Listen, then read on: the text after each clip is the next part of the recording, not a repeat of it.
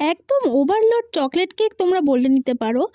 My one and only little son, তার আবার chocolate খুব পছন্দ। Chocolate biscuit, chocolate, Cadbury, Perk, সমস্ত রকম চকলেট জিনিসটা তার খুব পছন্দ। তো সেই অনুযায়ী আমি ভেবে নিয়েছিলাম এরকম একটা ডেকোরেশন করব।